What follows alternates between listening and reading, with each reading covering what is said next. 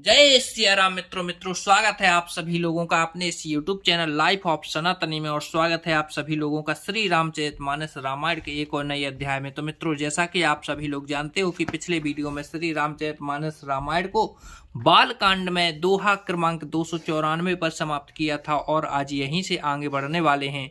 तो मित्रों, यहाँ पर भगवान राम की जो सुंदर सी कथा चल रही है उसका आनंद लें और रामायण की जो सुंदर सुंदर दोहा चौपाइयाँ आती हैं उनका भी आनंद लें। दोस्तों, कई बार क्या होता है कि हमें ज़रूरत होती है रामायण की कोई चौपाई की, लेकिन हमें चौपाई नहीं मिलती है। तो दोस्तों, हमारे चैनल पर अभी तक देखिए 294 तक संपूर्ण चौपाई अपलोड हो चुके हैं। इसके आगे भी दोस्तों संपूर्ण रामायण अपलोड करने वाले हैं धीरे धीरे करके।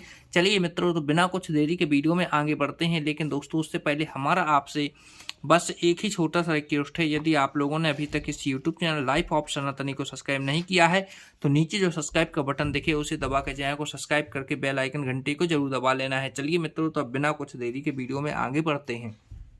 जय सिया राम। चला हूँ बेग सुन गुरु बचन, भले ही नाथ से रुनाई। भूपति गौ ने भवन तबे, दूतन बासो देवाई। और जल्दी चलो गुरुजी के ये ऐसे वचन सुनकर हे नाथ बहुत अच्छा कहकर और सिर नवाकर तथा दूतों को डेरा दिलवाकर राजा महल में गए। राजा सबुरनुवास बुलाई, जनक पत्रिका वाच सुनाई। सुन संदेश सकल हर्षानी, अपर कथा सब भूप बखानी। राजा ने सारे रन्यवास को बुलाकर जनक जी की पत्रिका वाच कर सुनाई। समाचार सुनकर सब रानियां हर्ष से भर गईं। राजा ने फिर दूसरी सब बातों का जो दूतों के मुख से सुनी थी वर्णन किया। प्रेम प्रफुल्लिते राज हिरानी, मनहु सिखन सुने बार दीवानी। मुदित आशीष देह गुरु नारी, अति आनंद मगन महतारी। प्रेम में प्रफुल्लित हुई रानियां ऐसी सुशोभित हो रही हैं जैसे मोरनी बादलों की गरज सुनकर प्रफुल्लित होती हैं, और बड़ी बूढ़ी अथवा गुरुओं की स्त्रियां प्रसन्न होकर आशीर्वाद दे रही हैं। माताएं अत्यंत आनंद में मग्न हैं। ले ही परस पर अति प्रिय पाती, हृदय लगाए जुड़ा वही छाती। राम लखन कई कीरत करनी, वारही वार भूप बर बरनी। उस अत्यंत प्रिय पत्रिका को आपस में लेकर सब हृदय से लगाकर छाती शीतल करती हैं। राजाओं में श्रेष्ठ दशरथ जी ने श्री राम लक्ष्मण की कीर्ति और करनी का बारंबार वर्णन किया। मुन प्रसाद कहि द्वारे सिधाए, रानहि तब मही देव बुलाए। दिए दान आनंद समेता, चले विप्रवर आशीष देता। यह सब मुनि की कृपा है, ऐसा कहकर वे बाहर चले आए। तब रानियों ने ब्राह्मणों को बुलाया और आनंद सहित उन्हें दान किए। श्रेष्ठ ब्राह्मण आशीर्वाद देते हुए चले। रामा जाचक लिए हकारे, दीन निछावरे कोटि विधि। रामा चेरो जीवाही सुतचार,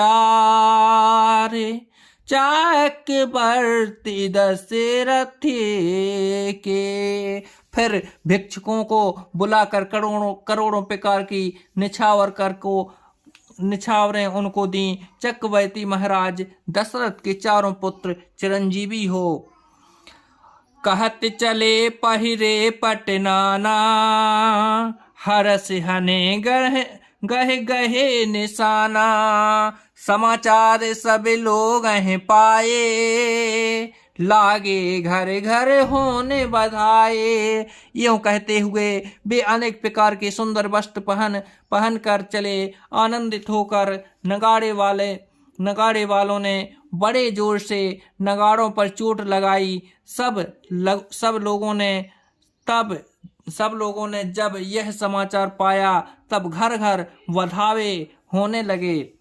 भुवन 4 भरा उछाहू, जनक सुता रघुबीर बियाहू। सुन शुभ कथा लोग अनुरागे, मग ग्रह गली सारन लागे।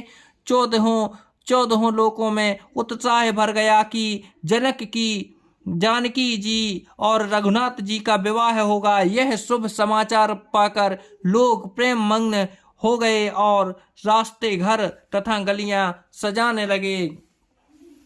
यद्यपि अवध सदैव सुहावनी, रामपुरी मंगलमय पाऊनी। तदपि प्रीति सुहाई, मंगल रचना रची बनाई। यद्यपि अयोध्या सदा सुहावनी है, क्योंकि वह श्री राम जी की मंगलमयी पवित्र पुरी है। तथापि प्रीति होने से वह सुंदर मंगल रचना से सजाई गई है। ध्वज पताक पट चामर चारू, छावा परम विचित्र बजारू। कनक कलश तोरण मनि जाला, हरद दूब दधि अक्षत माला।